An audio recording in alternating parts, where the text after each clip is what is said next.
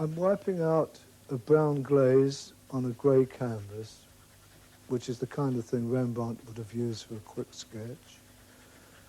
All painters stimulate their imagination by various means, and this is one of them. But this is an easy way in which to produce form and colour and scumble and glaze all in the one operation. Rembrandt van Rijn was born in Leiden in 1606 and died in Amsterdam in 1669. He was the son of a miller.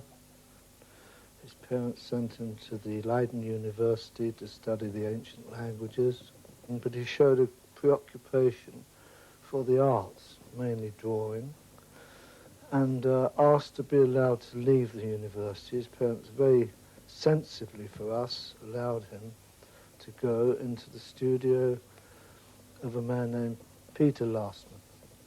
Lastman was a religious painter, and he taught a beautiful technique of painting to Rembrandt, who used it throughout his life with his own personal variations. He was happily engaged in this when he met Jan Lievens, a young man about his own age, about 20 or so, and the two boys decided to start a little studio. After Rembrandt had been with Lievens for some time, he became very well known for his portrait painting, which was much needed then because of the nouveau riche with the wealth of Holland and so on. And he worked on his own and married a lady called Saskia Uhlenberg, who was a wealthy lady from a wealthy family. Her dowry enabled him to set up studio and buy a house in Amsterdam, which is still there. And they lived very, very happily. When Saskia died, he was bereft, and it didn't seem to interfere with his own personal painting much. He never really stopped his work. This was his main love in life, and he just painted come what may and so on. And then into his life came another lady, and that's a rather sad business. She was a bit round the bend and ended up in a court case and all that. We'll skip that bit, because after this finished, he then lived what is euphemistically termed in sin with a rather unattractive and yet very charming peasant girl whose name was Heidreka Stoifels, and she became not only his mistress but his helpmate, and so the old boy carried on into a wonderful old age filled with potentiality until he received a commission. And he had this commission from the Guild of Amsterdam, and it was called Captain Koch and his watch. It's a day painting. We call it the night watch now. Actually, it's a 12 o'clock noonday painting.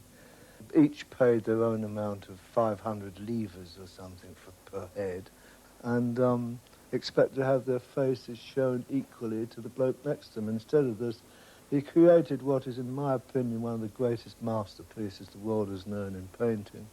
But it wasn't wanted because they hadn't the intelligence and perception to realise they were faced with a genius. And so, because of this, and this is the tragedy of life, he soon became hard up, and indeed his debts increased because he was a very generous man and gave much. And his work in this time changed from the classicist to the Baroque, and his colour and technique, of course, became extremely personal. And he is, without doubt, practically, he's the most humanistic, certainly the greatest painter, in my opinion, in the world, although most people place Titian there. There were two portraits of Rembrandt and Titus, his son, and they had a lovely relationship.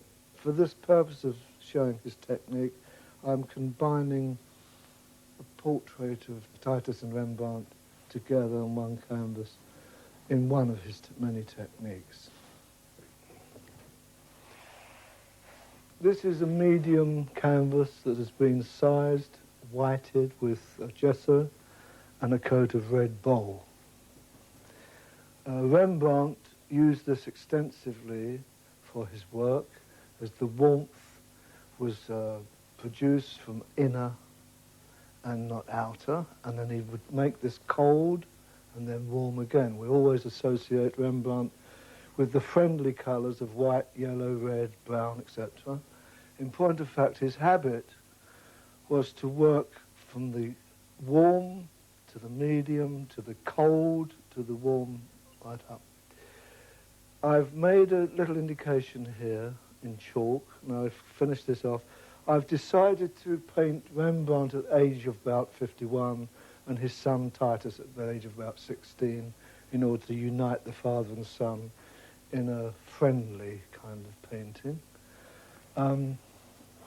He would indicate with a few marks the composition, probably make a few sketches beforehand, and in the relationship between father and son, he would probably do himself, as Titus obviously saw him 10,000 times drawing. So I'm making drawing. He's using a quill pen, little stand. I pinched this stand from a Rembrandt. It's not very original, but... And his son, who had this wonderful relationship between the father and son. Titus actually did a little painting and drawing himself, inevitably, being in his father's house and studio for so many years. I've always felt that, although because Rembrandt lost his daughters and so on, and other children, Rombustus, that, and he loved his wife very dearly. She, unfortunately, poor lady, she died quite possibly from childbirth or something. It's very common in those days. So we have, broadly speaking, a linear composition I've made very quickly.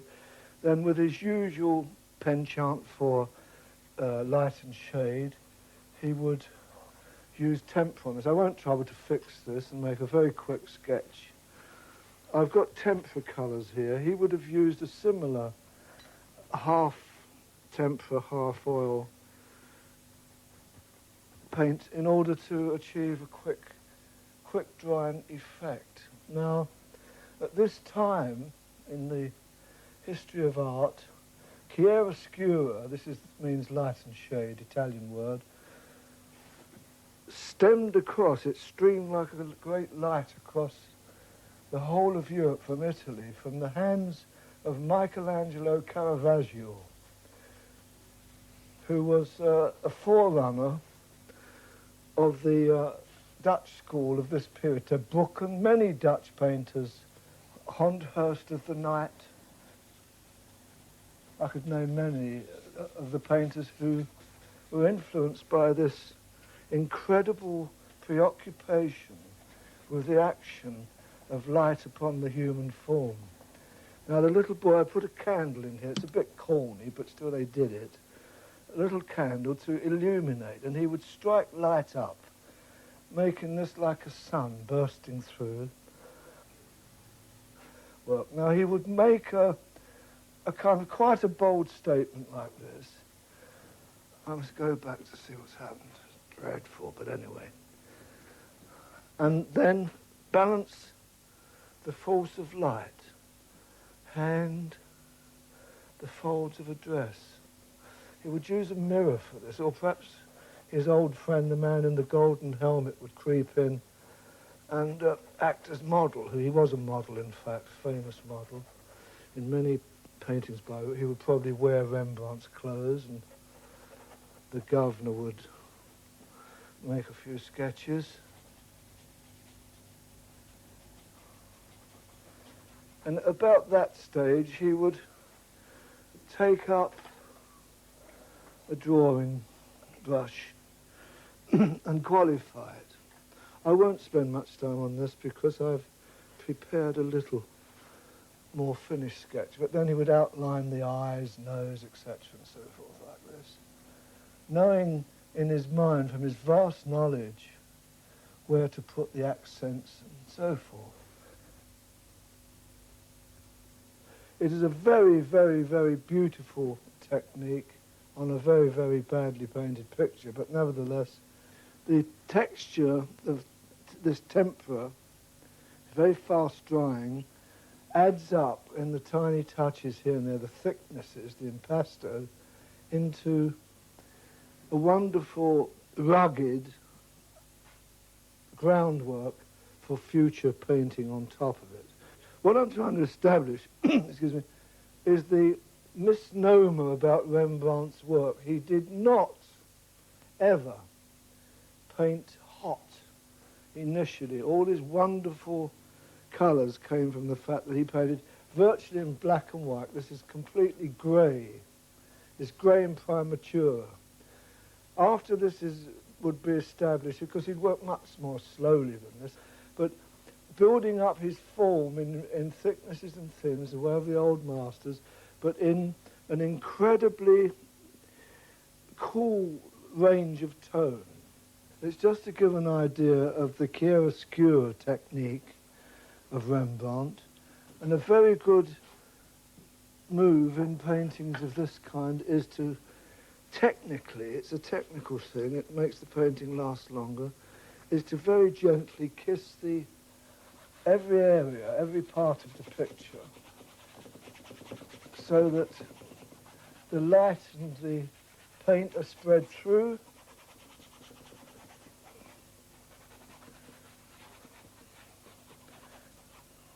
And it will also serve to take a rounder form like this, to push the figure away from the wall. You get this in Vermeer, who's one of the greatest wall painters in the world. And of course Rembrandt would be aware of all the tricks of the trade, incredible craftsman. His work was, in point of fact, manifold. He painted equestrian portraits and landscapes and seascapes, and he worked on every medium.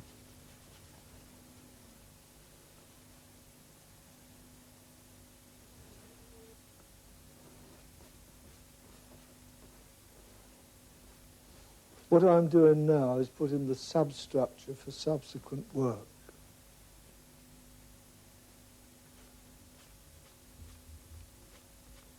Once the form is more or less established, like this, the whole of the painting is varnished and given a coat of any colour relating to the mood of the picture.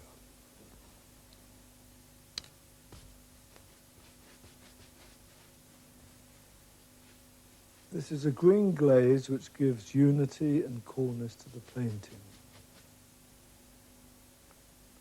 It's a different way of making grisaille. Instead of mixing 3 tones, this is a quicker way of calming the picture down. When I've applied this, I will stipple the picture to soften the painting.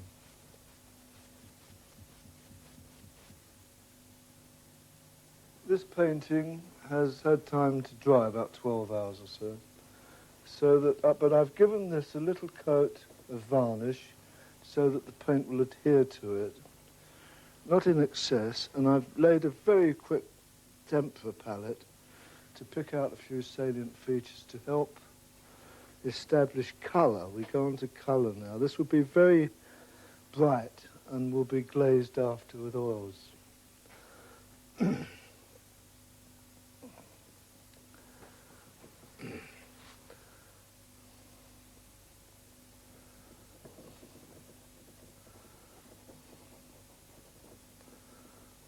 Normally Rembrandt would glaze these in transparent washes, but we haven't the drying time, so I'm doing it.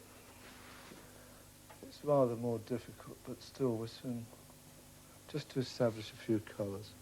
The process of warming the lights, lips, etc., the fleshy parts, still applies. Cheeks, I'm putting a gentle whisper of this very fast drying paint. It's the fastest drying paint there is over this. And the same applies to the wonderful hand of Rembrandt. I'm not saying the painting's wonderful, but certainly his hands were wonderful in what they made for us all to enjoy. I won't bother to lower the easel, it's back-breaking. I'll end up like Quasimodo, but it doesn't matter. We go on like this, introducing a little red here and there. I'm going to change the tone.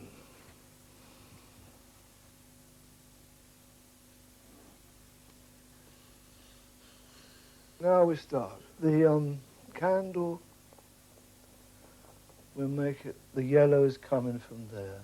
So I'll kiss on the already established drawing that was made before. We play the light on this. I told you, I think, that Caravaggio shed a light across Europe with his rediscovery of the magic of light, and of course everyone, of course, went mad about it, and a whole series of painters, especially in Holland, where we have long winter nights. There's a candle was obviously, and lamp was the obvious illumination then, and of course everyone knows that candlelight is the most flattering of all lights. This is why they have them in restaurants when the food's a bit, off. It became a kind of fashion to such an extent, I think, yes, I'm sure, Gerard Honthorst was actually named Gerard of the Night, because realizing the incredible effects one could obtain from physically having models with light, that he became obsessed practically and painted little else but night scenes. Of course, we know that Gainsborough had 500 candles in a chandelier to paint the ladies because it cast a beautiful light upon their faces, which were often pockmarked from disease, incidentally. I'm now going to glaze the background and the odd bits in here with a warm glaze to give it a bit of unity and richness. I'm using a relatively thick glazing medium. This is to give the whole thing a kind of Vigenay edging. Of course, the 18th century painters used the oval a lot. Here and there in Dutch painting you'll find ovals also. The reason for this is, paradoxically, we look out of ovals and not squares. Our eyes are oval-shaped, should be anyway. I'm doing this rather crude stippling in order to create the form of faces, blending the paint.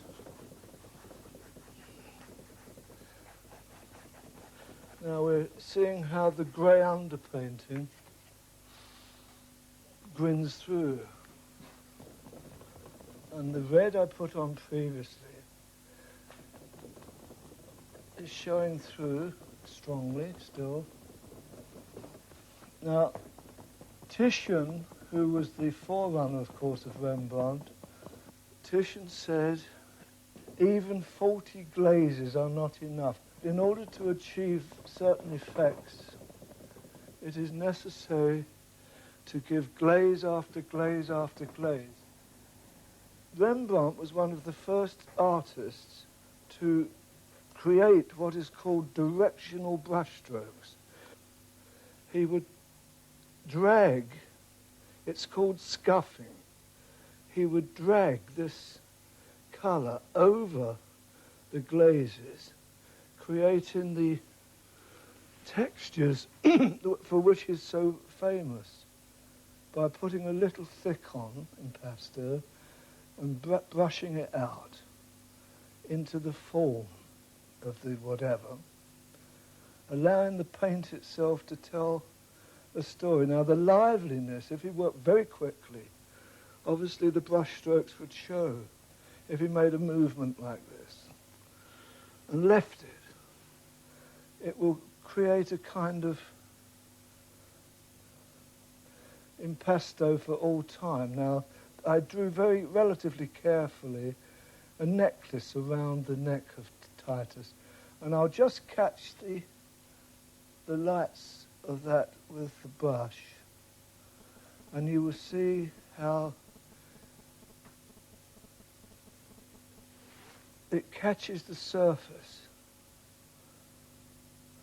And I can't see it from where I am, but I know from experience that back there it will register as an impasto, for which Rembrandt loved. Now, he painted jewellery and so on, and armour, in order to express not just physical wealth, but for the love of the texture of these materials. He had a great collection of armour and precious clothes that he copied from the textual point of view. I'd like to point something out as I work, that the old masters of this period had erroneous reputation, as it were, for having a golden glow to their work, you know, the golden glow of the old masters. The golden glow, in fact, is the action of the resin that they applied to their work, plus discoloured varnish over the years. It goes, especially copal, more especially amber varnishes. They go a beautiful golden yellow, and then to a golden brown, and then to a golden black, actually. So in the end you can't see the painting for the varnish, as it were.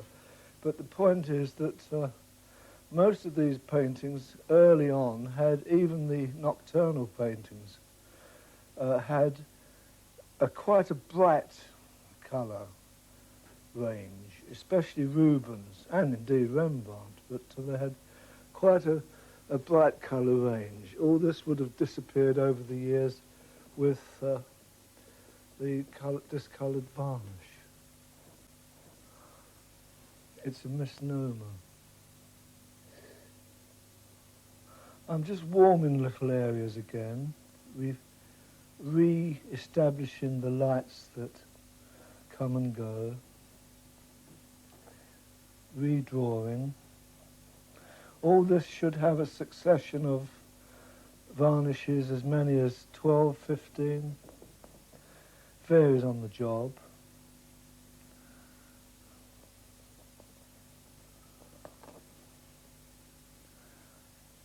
And then a very gentle semi-scumble in this dark area to give it a bit of life. It's a bit heavy at the moment. It's not easy to do these techniques when at the inappropriate time. One of the great secrets of academic painting is the drying, the various drying times of each material you use. That's more or less the tonal quality you get on about the second or third state.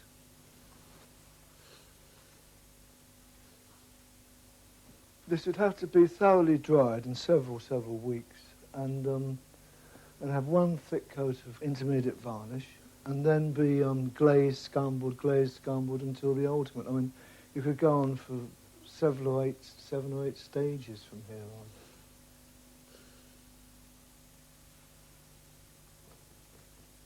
This is broadly speaking about all I can do at this moment.